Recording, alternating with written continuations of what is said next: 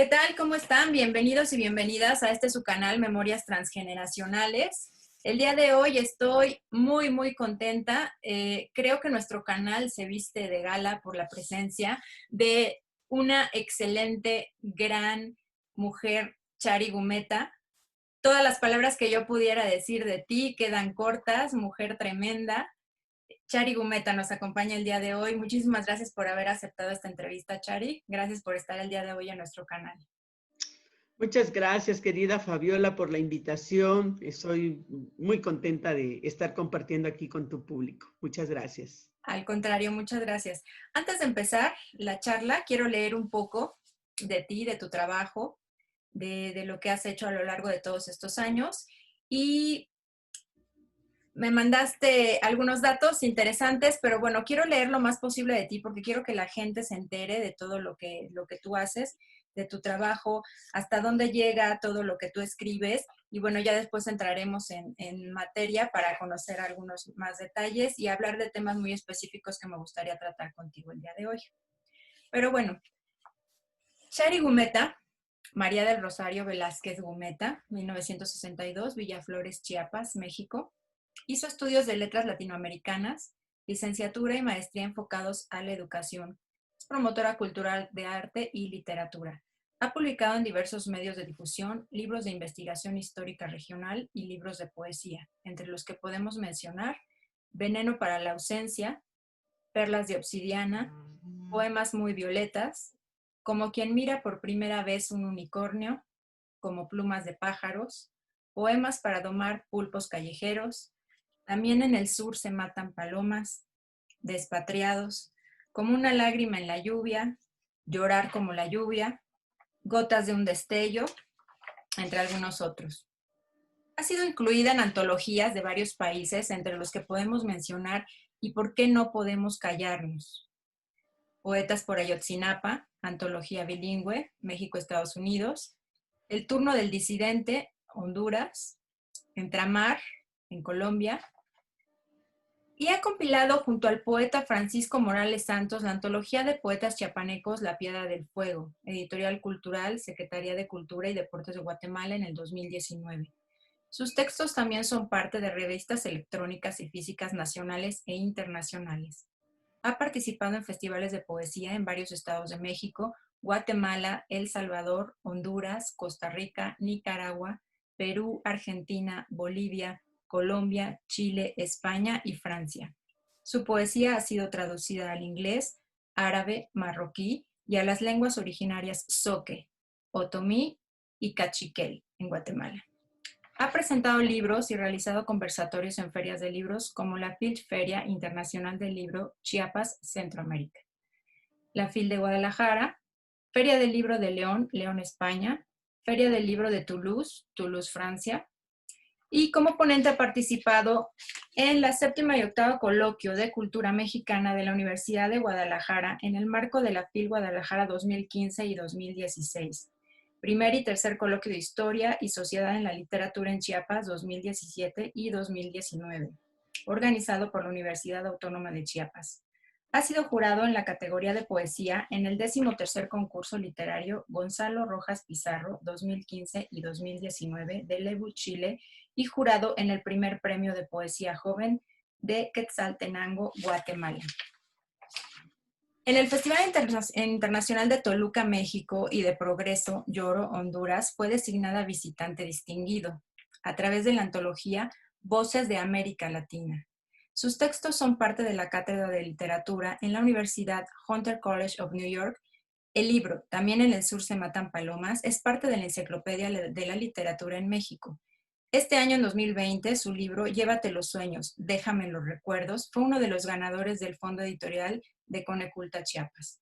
Como promotora cultural, realiza eventos culturales de arte y literatura en su entidad y diferentes lugares de México y otros países. Dirige el Festival Grito de Mujer en Chiapas y cada año realiza lectura de poesía y narrativa con mujeres en el mes de marzo. Asimismo, es representante del movimiento Fridas de Barcelona en Chiapas, que es una plataforma de promoción de la literatura femenina. Es responsable en esta misma entidad del Movimiento Poético Mundial dependiente del Festival de Medellín, Colombia. Colabora con los festivales Jauría de Palabras de Bolivia, Quetzaltenango de Guatemala y en el proyecto Poesía sin Fronteras de Crea Guatemala. Ha contribuido a la relación cultural de algunos artistas extranjeros con Chiapas a través del intercambio. Actualmente es directora ejecutiva de los siguientes festivales: Festival Internacional de Poesía Contemporánea, SCLC, y Festival Internacional de Poesía Joyonaque, y coordinadora de literatura en el Festival Multidisciplinario Proyecto POSH. Y bueno, Chari, uno podría leer de ti infinidad de cosas, toda tu trayectoria es realmente impresionante y yo creo que hay algo que quisiera decir antes de iniciar esta charla. He tenido la oportunidad de entrevistar a mujeres que inspiran, a férreos ejemplos de lucha y mujeres que logran ser reconocidas cada una en su campo, pero que todas coinciden en esa mirada diferente, esa mirada de mujer que puede transformar y motivar, ¿no? Sin lugar a dudas, tú eres una de esas mujeres. Tu manera de ver la vida y enfrentarle a la realidad que vivimos día con día, esa necesidad de expresión, yo creo que esa necesidad de expresión que tenemos todas, pero que de tus palabras no permitas ahogarlas en este grito, ¿no? Inaudible. Yo lo veo como en un mar turbulento de nuestra propia conciencia, todo este caos que estamos viviendo. Quiero comentarles que yo tuve la oportunidad de conocer a Chari en la Feria Internacional del Libro del Palacio de Minería, poco antes de que la pandemia terminara por encerrarnos en casa, ¿verdad, Chari? Y fue un encuentro muy emotivo. Ahí tuve la fortuna de que me obsequiara su libro, Llorar como la lluvia, del cual hablaremos un poquito más adelante, pero que al momento en el que yo empecé a leer este libro, empecé a recordar cosas, me movió sentimientos, me hizo ver una realidad en la que estamos viviendo las mujeres en todo este país y en las que, bueno, quisiera que ella nos empezara a platicar un poco de por qué poemas, por qué estos temas. Y quisiera empezar preguntándote, Chari, ¿cómo defines tu manera de escribir? ¿Cómo defines tu poesía? Mira, querida Fabiola, pues antes de nada agradecerte la oportunidad de estar aquí ante tu público para hablar sobre lo que hago, principalmente sobre este tipo de poesía, pues que es dolorosa pero muy necesaria. Yo hace muchos años, yo inicié a escribir poesía desde la adolescencia y como tú sabes, cuando uno es joven, pues uno escribe de desamor, de amor, de cosas cotidianas, pero la vida va caminando y uno va presentando cierta madurez ante ciertas situaciones. Vemos que la vida ya no es un color de rosa o esa vida sin complicaciones que tenía uno de adolescentes, sin problemas, desenfadado. ¿Por qué? Porque nuestros padres estaban atrás de nosotros cuidándonos. En estos momentos estamos por cuenta propia, entonces la vida es otra visión. O sea, tienes otra perspectiva desde donde estás viéndola pasar frente a ti. Entonces ya te das cuenta que no es así como cuando tus padres cubrían tu espalda, sino que ahora que estás sola viendo cómo pasa junto a ti y ver todos los hechos de los que está compuesta su cotidianidad, que no es la misma que cuando eras adolescente. Esta madurez te da otra visión, de tal manera que dices, bueno, ¿qué pasa con nosotros? ¿Qué situaciones vivimos? Esto no es lo que yo me imaginé en este mundo. Y empiezas tú a tener esa inconformidad con la misma sociedad, con la misma vida, a cuestionarla, el porqué de las cosas. ¿Por qué sucede esto? ¿Por qué soy mujer? ¿Y por qué las situaciones sociales nos impregnan tanto a nosotras de tal manera que somos violentadas incluso visualmente? Entonces, cambia toda tu perspectiva, cambia toda tu visión y tu forma de pensar. En ese momento, cambia tu forma de escribir. Sí. Cambia todo. Y así pasó conmigo. no puedo, hasta ahí no puedo decirte una definición de la poesía que hago. Empecé en 2010, perdón, en 2009, empecé con esta inconformidad ante la violencia que está viviendo en México y que diariamente nos bombardeaban las noticias hablándonos de los daños colaterales, muy mal llamado daños colaterales al asesinato de gente inocente, con una gran insensibilidad que a mí me daba mucho coraje, porque soy muy sensible ante estas situaciones. Entonces, escribí, el primer libro que escribí sobre eso fue este, que se llama Poemas muy violetas. Poemas muy violetas, pues ahí estoy visibilizando esa violencia en la que estábamos sumergidas durante todo ese sexenio en el que el presidente Felipe Calderón pues le jugó la colita al diablo y luego no supo cómo domarlo después de que se dio vuelta al diablo y le dijo qué pasó. No pudo contestarle. Sí. Y hasta ahorita creo que es el dueño de todas las situaciones que estamos viviendo. Y bueno, ahí inicié ese cuestionamiento en mí y esa inconformidad. Y por lo tanto dije, bueno, si yo puedo escribir unos poemas denunciando estas situaciones, ¿por qué no hacerlo? Vivimos en el sur de México, vivo en Chiapas, y aquí tenemos una gran herencia centroamericana sobre lo que es la poesía testimonial. En Centroamérica, la mayoría de los poetas echan mano de esto para escribir sobre todo lo que han vivido ellos. Recuerda que Centroamérica ha sido violentada durante muchos años por las guerrillas, por la intromisión de intereses extranjeros, en fin. Entonces, todos estos poetas, estas poetas, hombres y mujeres, se han dedicado siempre a manifestarse en contra de toda esta violencia que han vivido a través de la poesía.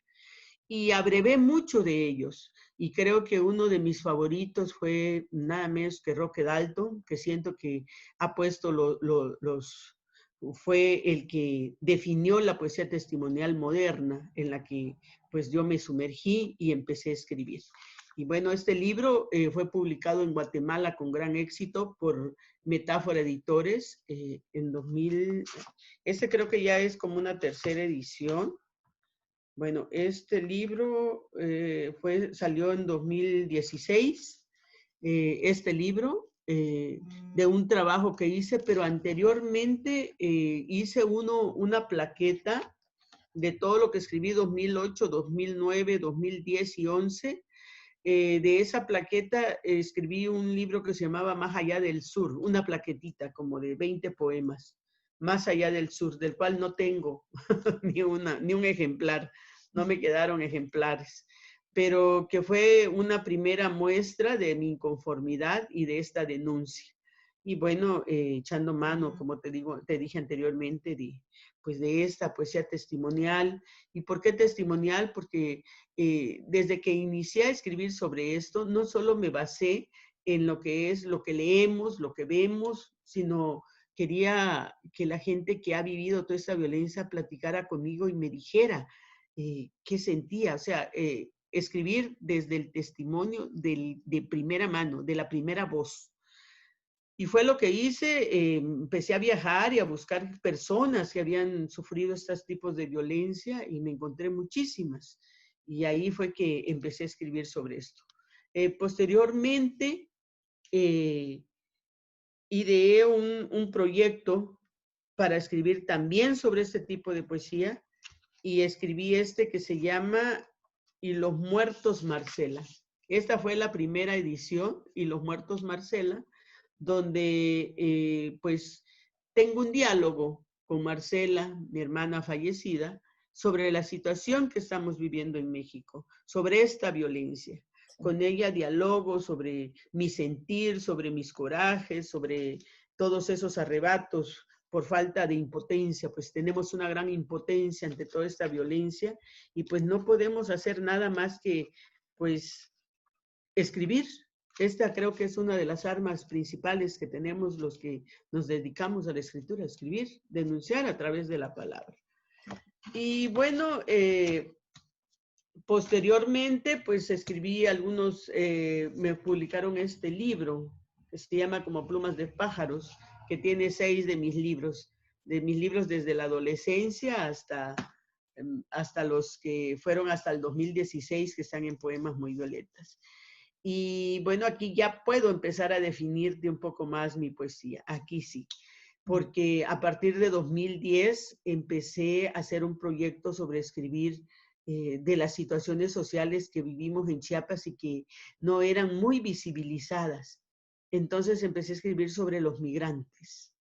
Me hice un proyecto para escribir sobre los migrantes y me fui a vivir tiempos con los migrantes. Me fui a vivir tiempos en la frontera.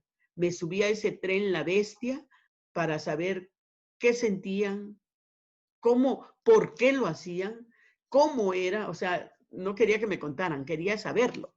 Y quería saber por qué se caían y el tren los asesinaba. Bueno, todo eso lo supe cuando subí, o sea, a ese tren y nada más hice un tramo y lo hice hasta Las Patronas, nada más. No, es un infierno viajar sobre el lomo de esa bestia. Es Sí, una bestia, sí, sí. ¿sí? O sea, te caes, te pasa encima y sigue caminando, jamás para. ¿Sí? Entonces, pero bueno, ahí fue que inicié ese proyecto en 2010 de escribir sobre los hechos sociales que pasaban en Chiapas. Definí mi poesía como una poesía testimonial que difundía y sobre todo denunciaba la situación de violencia que estaban viviendo principalmente las mujeres. Y desde ahí me agarré para escribir todo lo que miraba, lo que escuchaba, lo que platicaba con las personas que sufrían esas situaciones. Así de esa manera, pues estuve ahí como 4 años y salió a la luz este libro primeramente, este que se llama Despatriados. Despatriados habla sobre la migración tanto de hombres y mujeres. Y ellos aquí, alguien me dijo, es mucha soberbia la suya decir que usted le da voz. No, yo no les doy voz. Yo escribo desde la voz de los migrantes. Sí. Y este libro está hecho, cada poema es la voz de ellos. Y también escribí este libro que se llama También en el sur se matan palomas, que tiene 2 versiones, el que es de la Enciclopedia de la Literatura en México, que está traducida al cachiquel totalmente la edición, y esta que me sacaron recientemente en 2019 en Colombia, pero que tiene 3 partes, que está dividido en 3 partes. La primera parte se llama También en el sur se matan palomas. La segunda parte viene el libro, una parte del libro Llorar como la lluvia. Y la tercera parte habla de la migración femenina y se llama Cuando migra la ternura. Ahí pues empiezo ya a visibilizar la situación de las mujeres migrantes, que son las que más sufren en este trayecto. Cruzar este México salvaje para un migrante es toda una aventura. Si las mujeres que cruzan la frontera y logran llegar al norte son unas guerreras y unas valientes, Sí, porque te puedo decir que de 100 mujeres llega 1 o 2 sí, hasta la otra frontera. sí, No así. es fácil. Sí, no, no, no. Cuando estás cuando vives aquí en el centro de Chiapas y te platican cosas de esa frontera, te parecen inverosímiles. No das crédito a lo que escuchas. Hasta te suena un poco, eh, no sé, novelesco, un poco un cuento. Cuando vas a vivir allá, y empiezas a convivir un diario con ellas, estar tiempo con ellos, dormir con ellos, comer con ellos, ir a sus trabajos, ir a sus lugares de diversión, ir a los lugares donde no llegamos las mujeres, como son los burdeles, ir a lugares donde pues no te imaginarías que pasaran ciertas cosas y estás ahí bastante tiempo, te das cuenta que cuando pasas la frontera y miras que venden, compran, ríen la gente, eso no es verdad. Sí, sí, sí, sí. Encontré muchas mujeres trabajando en lugares, en todos los lugares, que eran mujeres violentadas por la trata. Y me di cuenta también que ahí el negocio del trasiego de droga, pues no es negocio, ahí no existe eso. Ahí el negocio es la trata, Sí. tanto de mujeres, niñas y niños. Me comentaba alguien, por ejemplo, que cuando se dan las redadas de secuestro, los hombres que pueden trabajar, bueno, primero piden rescate por todos. Los que pagan el rescate, pues los liberan, pero los que no, los venden hombres como esclavos. Las mujeres que son jóvenes, pues las venden en los burdeles. Y los niños y las niñas por lo consiguiente, que es el mejor negocio. Entonces dices, ¿cómo es posible que estemos tan cerca de esta frontera y nosotros no sepamos nada? Sí. No sabemos cómo se mueve este lugar.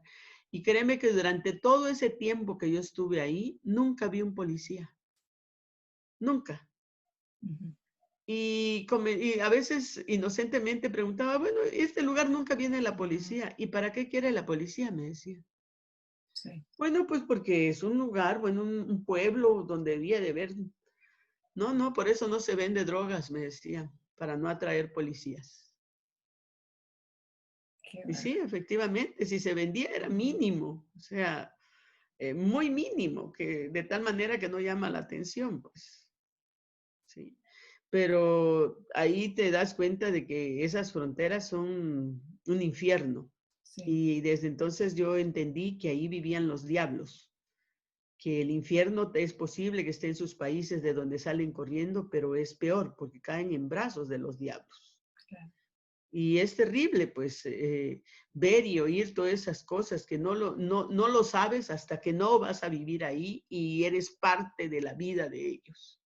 Sí. Esa ciudad se llama Tecún Umán y que es la ciudad de la frontera del lado de Guatemala. De este lado en México es Ciudad Hidalgo. Sí. ¿Sí? ¿Me ibas a preguntar algo? Y fíjate que en relación a lo que estás comentando ahorita, al leer tus líneas, uno puede darse cuenta que son textos muy vivenciales. Yo al momento de estar leyendo tu libro Llorar como la lluvia, me preguntaba, bueno, esto aquí es un claro reflejo de caminos andados, ¿no? De experiencias. Esto tiene que ser exactamente como tú lo decías, de primera mano, de escuchar las experiencias que te platica la gente. ¿Cómo puedes tú digerir esto? ¿Cómo lo puedes sobrellevar? No es lo mismo a lo mejor escribir un libro, pero tú escribes 2, 3, 4, estás metida en el lugar en donde están sucediendo las cosas, escuchas los relatos de las madres que han perdido a sus hijas, por ejemplo, llegas a formar un vínculo definitivamente con la persona, ¿no? Con la que estás platicando, la que te está relatando, la que te está abriendo su corazón para expresarte lo que siente. ¿Cómo puedes tú sobrellevar esas cosas? ¿Cómo haces para llenarte de todo, para poderlo escribir y visibilizarlo, pero a la vez para no sentirte dañada tú misma, ¿no? Como mujer, porque yo supongo que todo esto lo haces parte tuya. ¿Cómo haces para gestionar todo esto? Es indispensable, o sea, es imposible que no te involucres emocionalmente con estas personas. Porque, por ejemplo, cuando dice llorar como la lluvia, leí muchos libros sobre desapariciones, leí muchos libros sobre feminicidios, y creo que el que me dejó más marcado es el de Lidiet Carrión, que se llama La Fosa de Agua. Creo que esa me marcó muchísimo, ese libro. Pero siguiendo sus testimonios de ella, yo me involucré en buscar a personas en el Estado de México que habían sufrido este tipo de situaciones y las encontré. Porque pues también tengo muchos amigos ahí en el Estado de México y les comenté el proyecto en el que estaba trabajando y me dijeron, mira, yo conozco a una señora así. Y así fui conociendo a las personas, pero hay una que me llamó muchísimo la atención, o sea, que aún la recuerdo y no pude evitar llorar. No creas tú de que, como dices, ¿cómo le hago? No, caigo en unas grandes depresiones. O sea, es imposible que no me duela, no me dañe de alguna forma, pero bueno, uno tiene que sobreponerse a las cosas, porque como te comentaba, cuando estuve en la frontera vi tantas cosas y creo que lo que me mató ahí en esa frontera, o sea, es más, yo ya había desistido del proyecto. Dije, hasta aquí, ya no, porque fui a un lugar donde habían niños que eran comprados, o sea, para la prostitución ahí en esa frontera. Y fue tan doloroso para mí ver esos niños chiquititos, cómo se los llevaban. No, me dolió muchísimo. Me puse a pensar en mis hijos cuando eran niños, en mis nietos, y dije, no, Dios, cómo la humanidad ya tiene que ser ya anulada de esta tierra y traer nueva gente con otro pensamiento, con otra motivación, pero no es posible que exista este tipo de gente que sienta placer con un niño. ¡Qué locura! O Sí. sea, ¿te parece inexplicable eso? Pues ahí sí yo caí en depresión. Sí, que son prácticas que se van normalizando, ¿no? Y que Sí, la eso es lo gente que peor. rodea las normaliza más todavía, ¿no? Dicen, bueno, yo no No. puedo hacer nada. Y Oh, la impotencia, eso, la sí, impotencia es lo que te mata, lo que te mete en ese cuestionamiento y en ese pleito interior tuyo y que dices, ¿pero qué puedes hacer? sí, Si en muchos casos hasta las autoridades están involucradas. claro.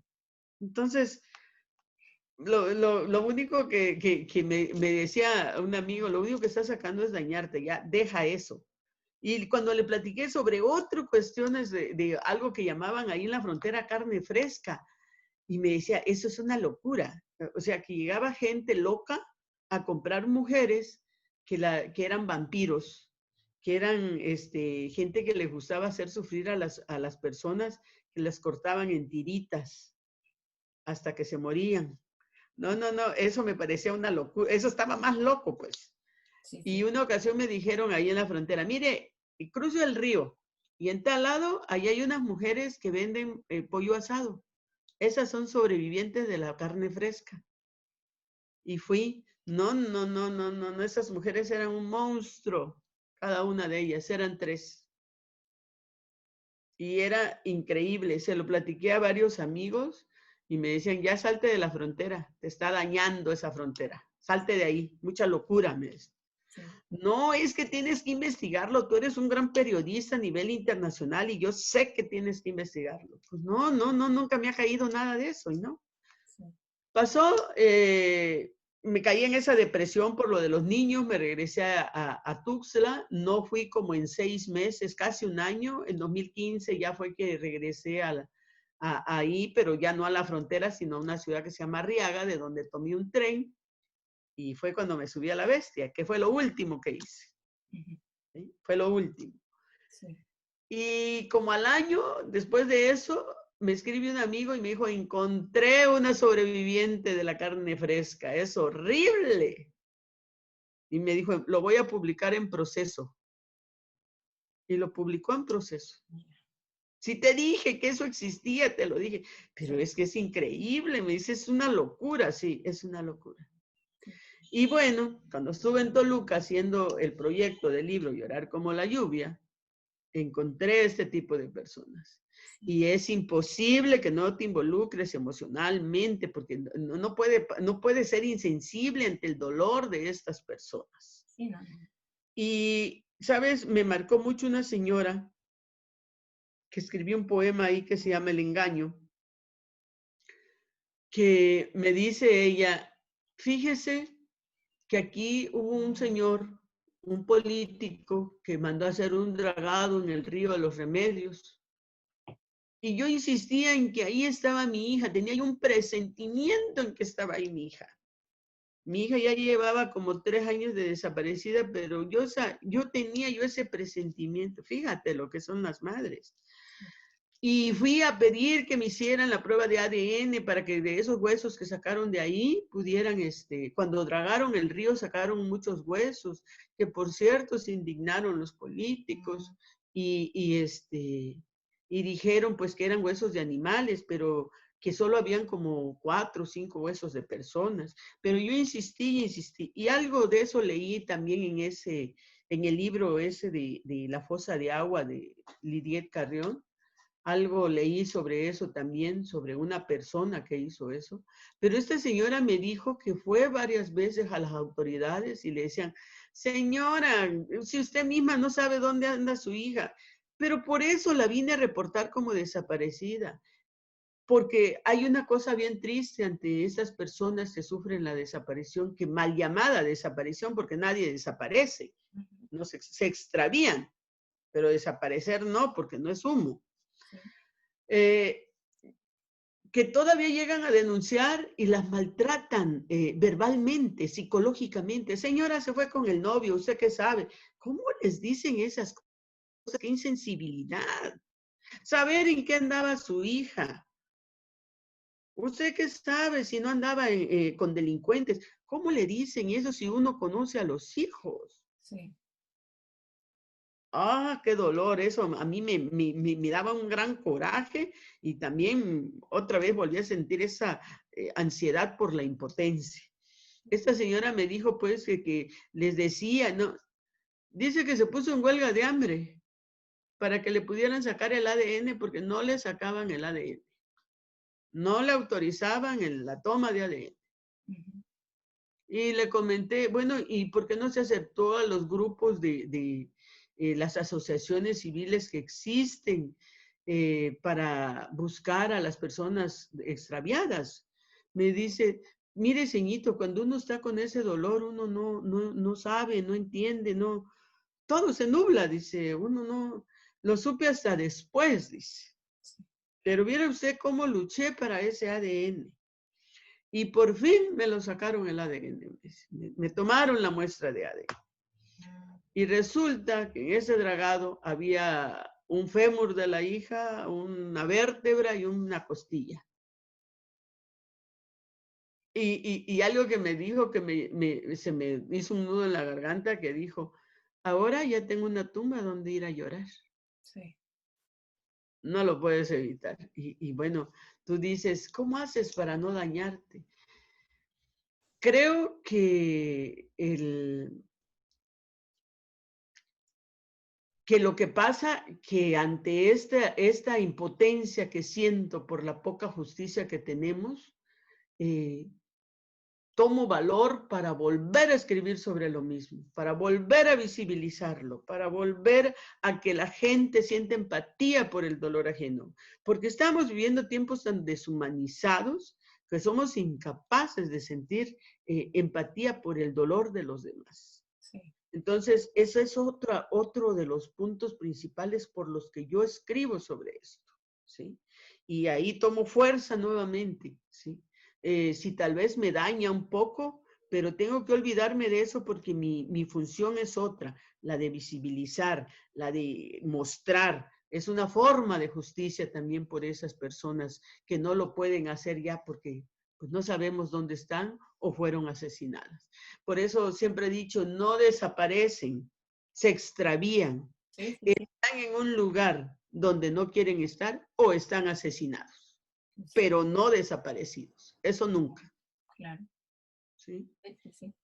Fíjate que al leer tu libro de Llorar como la lluvia, yo pude sentir esos sentimientos de frustración, ¿no? De Sí. enojo, de tristeza, de soledad, pero sobre todo de incertidumbre, ¿no?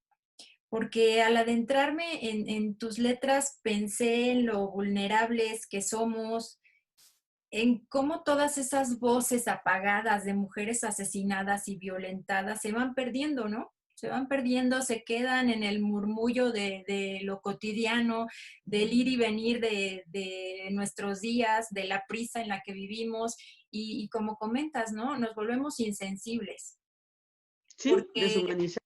no es mi problema, ¿no? No me ha pasado a mí, yo no he tenido que vivir esto, tampoco lo comprendo, entonces, ¿qué puedo hacer al respecto, no? Y yo creo que visibilizar este tipo de cuestiones es muy valioso porque la gente tiene que saber qué es lo que está sucediendo. Es como comentas todas estas cosas terribles, ¿no? A las que has podido llegar y que nosotros pensamos que muchas veces lo vemos nada más en la televisión, ¿no? Que decimos, ay, no, bueno, el día que pase eso, no, pues pasa y pasan cosas peores porque Sí, desafortunadamente ya el ser humano está perdiendo todo tipo de valores, todo tipo de respeto por la vida. Y yo creo que si no levantamos la voz y no hacemos esto visible y no seguimos en el camino, yo creo que en algún momento a mí me pasó algo parecido a lo que tú comentas. Llega un punto en el que uno dice, es que ya no quiero saber nada de esto, ya no quiero seguir, ya no, me estoy sintiendo que no puedo dar más, ¿no? Pero de repente hay algo que le detona a uno esa fuerza nuevamente y dice, para adelante. Yo creo que hay algo todavía que puedo hacer y esto es algo de lo mucho que tú nos compartes. Y quisiera pedirte que de los libros que nos has mostrado ahorita, si nos puedes leer algo de lo que tú hayas encontrado más significativo, alguno de los poemas que te haya marcado más, algo que nos quisieras compartir. Fíjate que uno de los poemas que escribí aquí y que me marcaron muchísimo fue la situación de Marisela Escobedo Ortiz. Yo seguí en la televisión todo el caso de ella desde el momento en que denuncia al asesino de su hija, en el momento en que se viola, le dice a ella que la perdone porque asesinó a su hija. Fíjate bien, lo está diciendo delante de los jueces. Perdóname, Marisela, por haber asesinado a tu hija. Se vio en la televisión, en Canal 2, yo lo recuerdo. Perdón por la, por la... Pero lo que quiero decir es que lo vio todo mundo. Horas más vistas.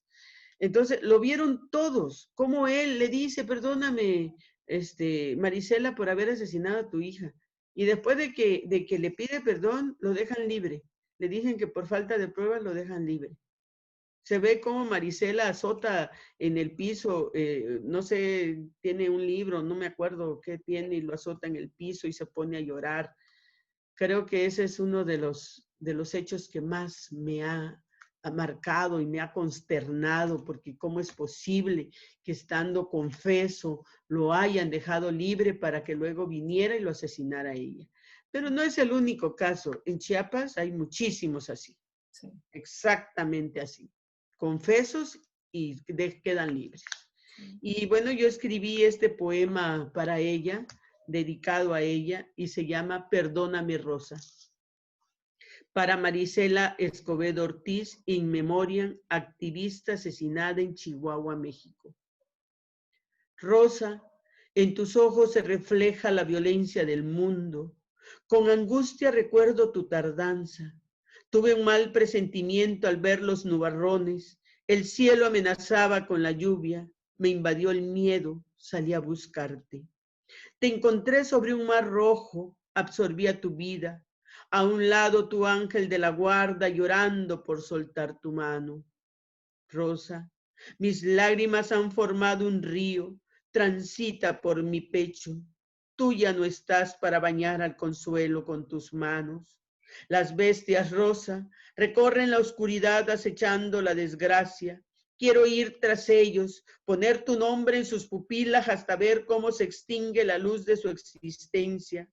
La tranquilidad no es el sosiego que necesito, sino tus manos tibias que le hagan cariños a mi rostro. Perdóname, Rosa, perdóname la rabia y los lamentos, perdóname por no pensar en tus hijos, en tu perro que gime por las noches exigiendo tu presencia. En mí vive un ente sediento de venganza. El sol no entrará más por mi ventana hasta que traiga la cabeza de Medusa, la entierre junto a las raíces de un árbol que te abrace con las alas. Escobedo. Quedé muy impactada con lo que le sucedió a ella. Y fíjate que ahí en el Estado de México conocí también a otra persona que me decía que siempre iban a ver, los mandaban a llamar para que fueran a ver si no era su hijo el que estaba ahí entre los cadáveres que habían exhumado. Entonces un día la llamaron, me dijo esa señora, y le dijeron, señora, encontramos a su hijo. Pase por acá, está en la morgue, y dice que vio a su hijo, pero que tenía tatuajes, y le dijo, mi hijo no usaba tatuajes. Sí. ¿Cómo es que ahora te...?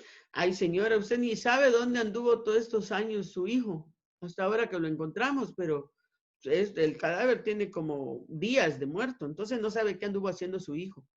Sí, pero es que este no es mi hijo es moreno, este es blanco. Mire, señora, ya probamos el ADN que usted nos dejó. O lo toma o lo deja, pero ya no nos esté molestando. Sí. ¿Te das cuenta de esa insensibilidad? Sí. No solo sufren la pérdida de su ser querido, sino también son violentados verbalmente por las autoridades. Sí. Y yo escribí este poema que se llama Dicen que eres tú. Te trajeron esta mañana, dicen que eres tú. Jamás vi tatuajes en tu piel de palabras o figuras. Nunca me enseñaron tus ropas, tu cartera o la imagen de San Judas Tadeo que siempre llevabas en la bolsa del pantalón.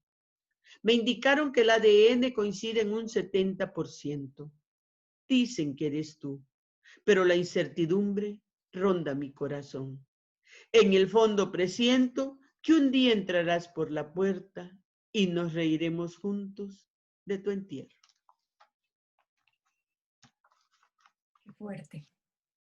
La verdad, cuando yo escuché eso, te digo, esa impotencia, pues se convierte en palabras, en poesía, ¿sí? Eso es lo que me he proyectado a hacer por estas injusticias, que si, bueno, no se hace justicia en la tierra, pues ojalá se haga justicia en otra dimensión.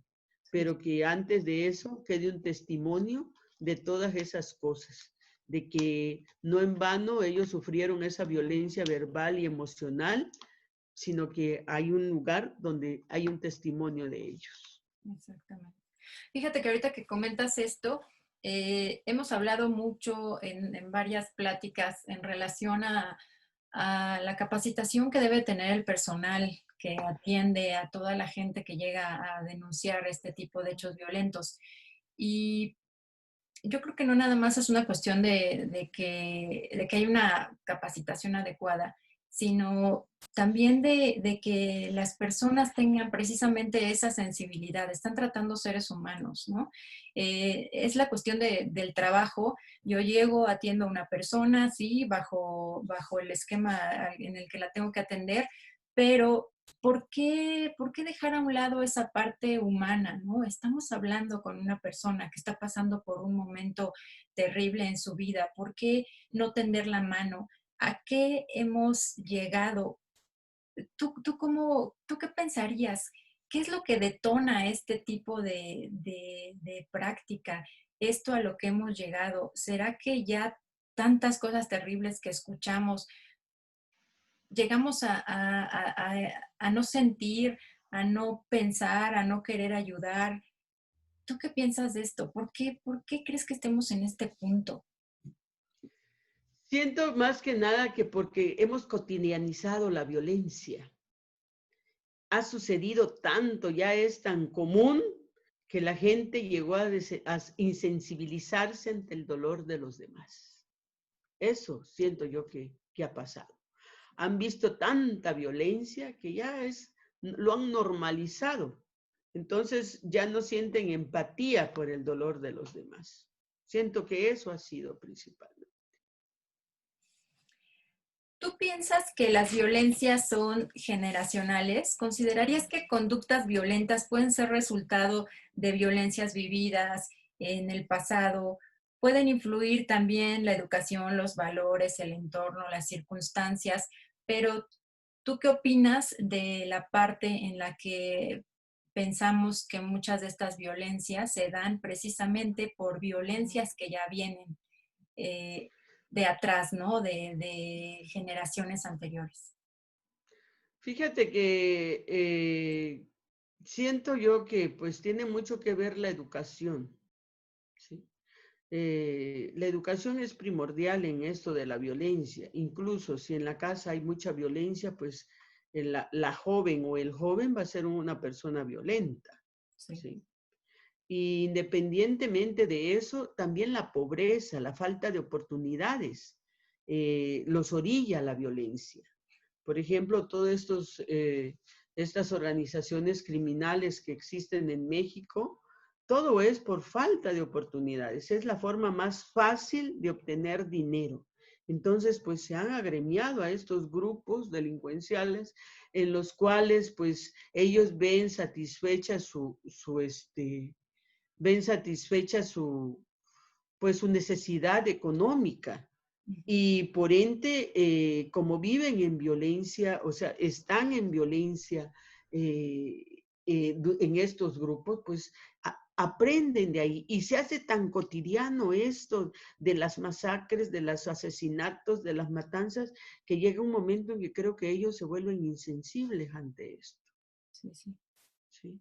Y bueno, dicen, bueno, pero es que la educación sí, pero ¿qué educación pueden recibir esos jóvenes con faltas de oportunidades, con falta de recursos? Cuando muchos van a la escuela y se quedan en tercero, cuarto, quinto de primaria, ¿sí? Tenemos un hecho ahí reconocido a nivel mundial, ¿sí?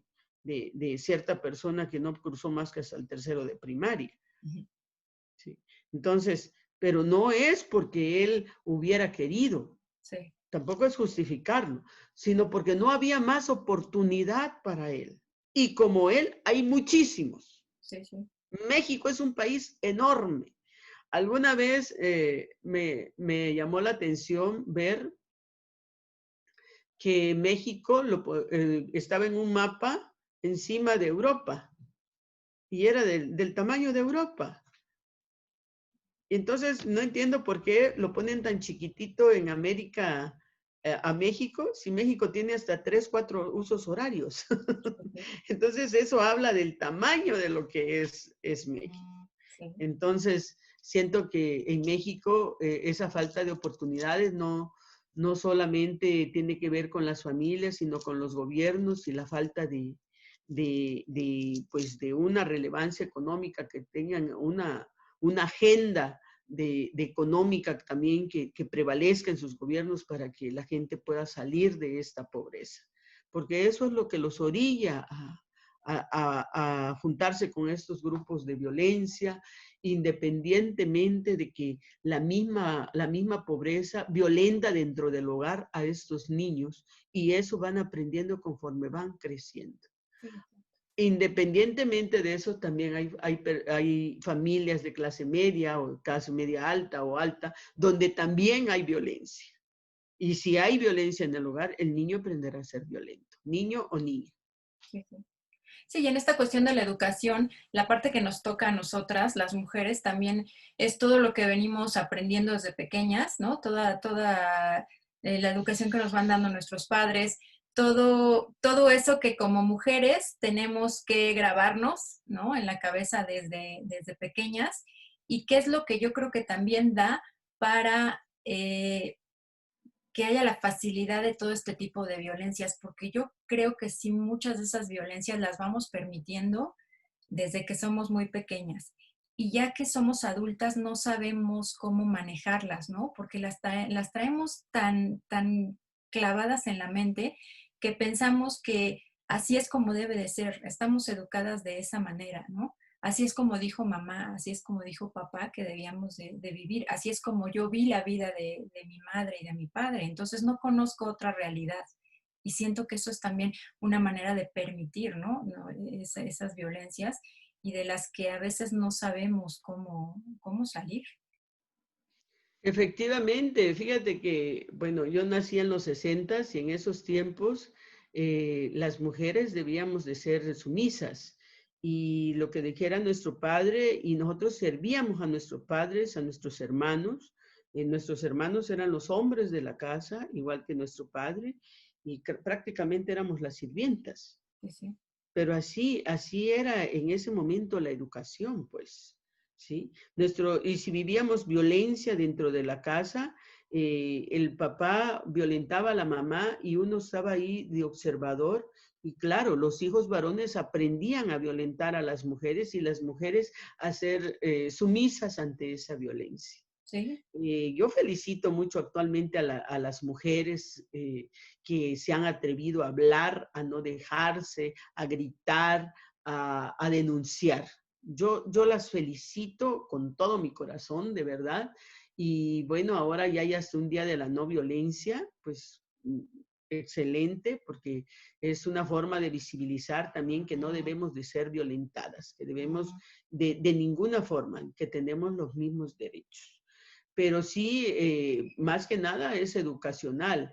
Actualmente creo que se ha venido combatiendo un poco esa violencia en los hogares, pero han permeado otras situaciones. Por ejemplo, pues hay ahora muchos de los matrimonios jóvenes están involucrados dentro de las drogas y entonces hay otro tipo de violencia.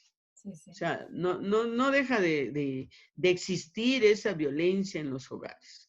Pero bueno, nosotros la educación no está solo en nosotras las madres, sino también está en los padres. O sea, es de ambos, la responsabilidad es de ambos. Estoy, bueno, consciente de que en los años 60 en que yo nací, la educación estaba en manos de las madres, pero actualmente no, es de ambos. Sí, Y bueno, ambos son responsables de la crianza de los hijos y de su educación. claro.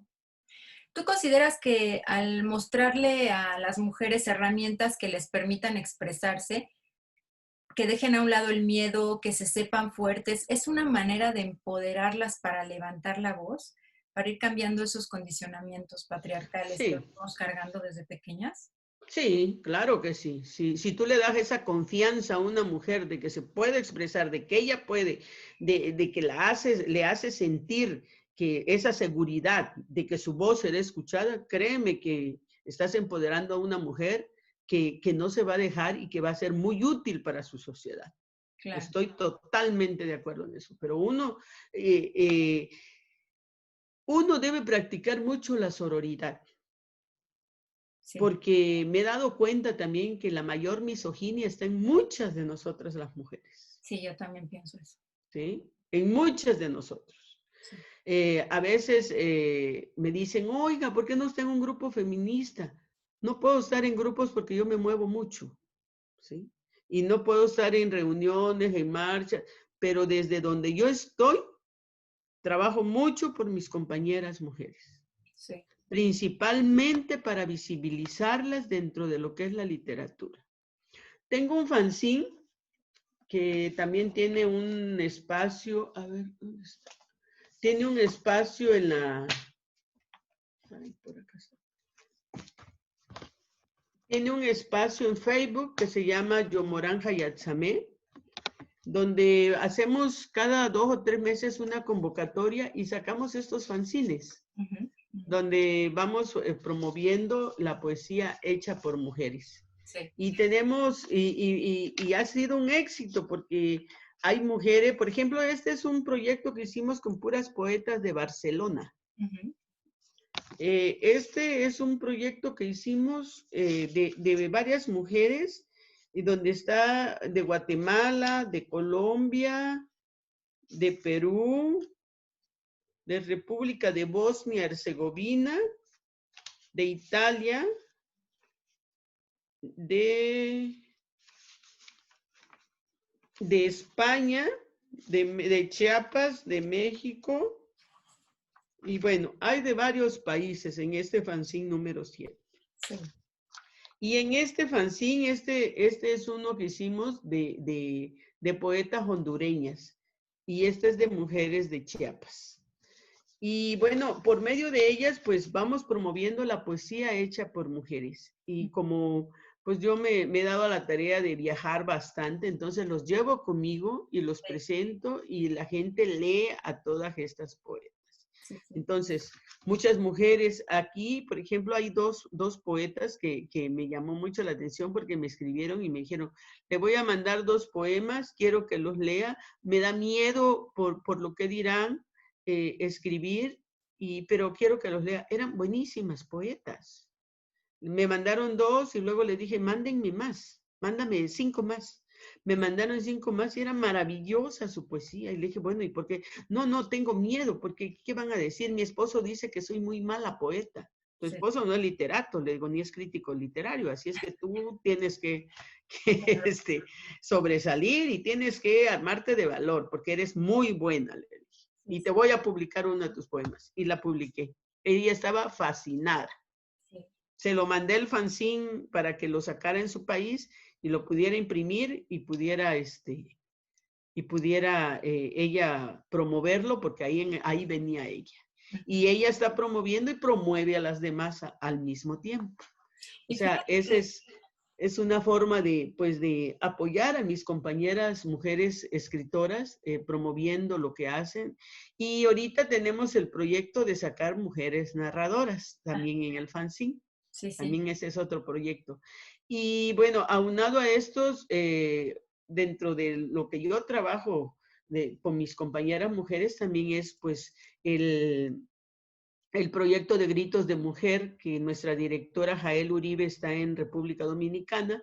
Cada año hacemos lecturas de narrativa y de poesía en varias ciudades de Chiapas. Aquí represento a Grito de Mujer y bueno, lo hacemos en San Cristóbal de las Casas, en Tapachula, Chiapas, en Comitán y aquí en Tuxtla Gutiérrez, la capital.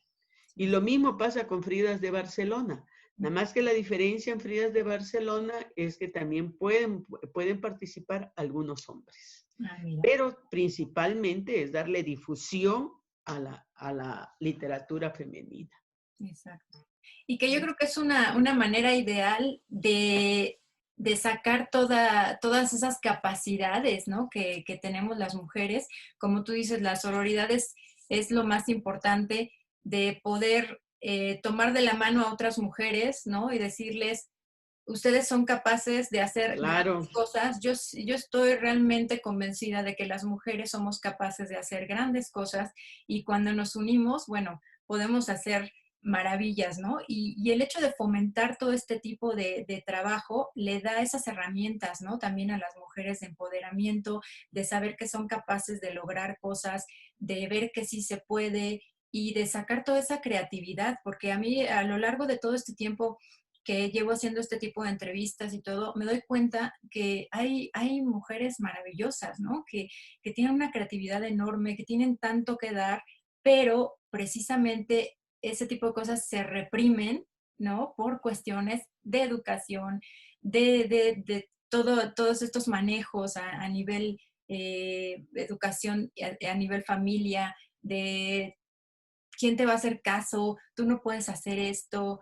Ay, mejor dedícate a las labores del hogar y no estés pensando en otras cosas. Que bueno, que son frases que escuchamos todo el tiempo, ¿no? Pero yo creo que todo esto que tú haces es una manera de demostrarle a las mujeres todo lo que se puede llegar a hacer, de motivarlas también, porque yo creo que escucharte nos motiva a muchas a seguir adelante, a no dejar lo que tenemos en las manos, a no sentir miedo y saber que sí se puede, ¿no? Yo siempre digo sí se puede y de la mano de otras mujeres, en verdad que se pueden hacer grandes cosas. Y me encanta, la verdad me encanta lo que... efectivamente, querida Fabiola, fíjate que promoverle y decirle a una mujer, tú puedes escribir, me gusta lo que haces. Incluso alguna que se siente muy insegura, le digo, ve a un taller literario y verás que ahí, si tú crees que no escribes bien, pues ahí vas a aprender a escribir correctamente. Claro, O sea, es también una manera de empoderarlos dentro de la literatura. ¿Sí? Es exactamente. darles, agarrarlas del brazo y decirle, tú puedes, ¿sí? Es un empoderamiento dentro de esto. Claro. Shari, ¿qué Sí. te parece si nos compartes un poema más antes de dar por terminada la charla? Por favor, siempre es un gusto escucharte y un poema más me encantaría que nos lo compartas. Bueno, voy a leerte un poema del libro Despatriados. Eh, te voy a leer un poema del libro Despatriados y te voy a leer un poema de este libro que se llama eh, También en el sur se matan palomas. ¿Te parece? Claro que sí. Bueno, de Despatriados, este poema que a mí me gusta mucho, es un poema de una joven pareja que me lo encontré en el otro lado, en la casa del migrante de Ayutla, Guatemala. Y bueno, esta es la voz de ella. Antes de cruzar la frontera, antes de poner un pie en ese territorio de tinieblas, te daré un beso como muestra de amor y te diré cómo aprendí a amarte bajo las sombras de los árboles en nuestro lejano Quetzaltepeque. Una vez que nos pegue el viento extranjero, dejaremos que nos devore el humo y el ruido de ese animal maldito.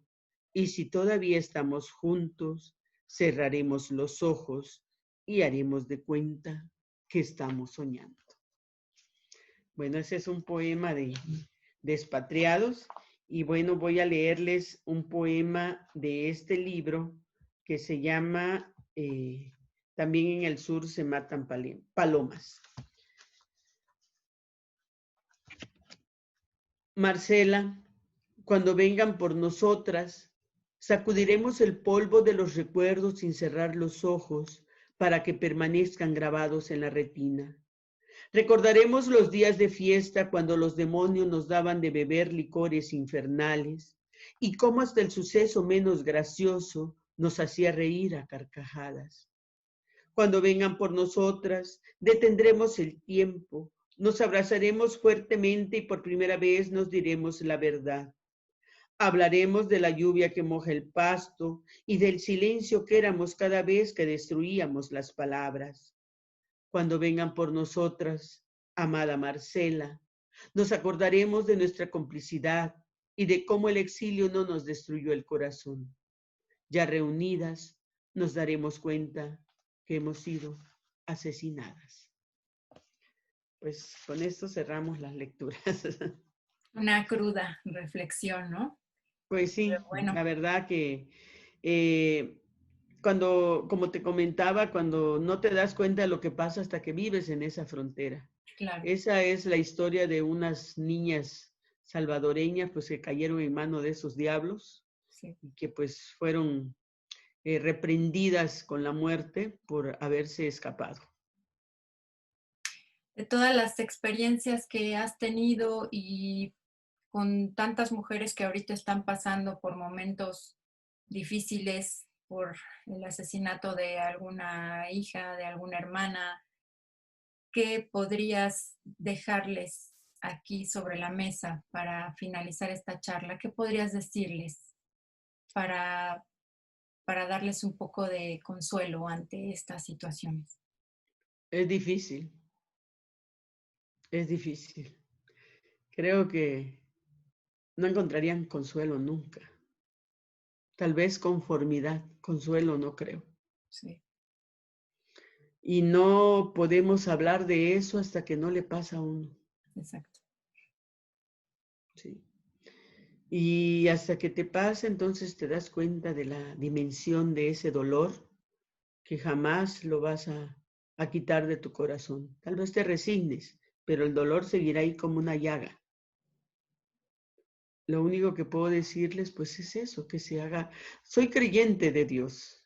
Y como creyente, lo único que puedo decirles es que se agarren de la mano de Dios. ¿Sí? Y que pues que no se callen nunca. Sí. Que no se callen nunca. Que siempre griten, que siempre pidan justicia. Por ahí habrá alguien que lo escuche alguna vez. Pero que no desistan de buscar a sus hijas e hijos. No desistan de gritar por justicia, de pedir justicia. No se cansen, que no se cansen nunca. Que griten hasta que enronquezcan, hasta que ya no tengan voz. Sí. Pero que jamás se callen, nunca más. Sí. Porque si se callan, seguirán sucediendo las cosas. Exacto. Mientras existe un grito, habrá un grito de alarma, ¿sí? Un grito de peligro. Mientras ellas tengan la voz en alto, todos, aunque estemos haciendo otras cosas, vamos a escuchar. Exactamente. Pues Chari, fue en verdad un placer enorme tenerte el día de hoy en esta entrevista.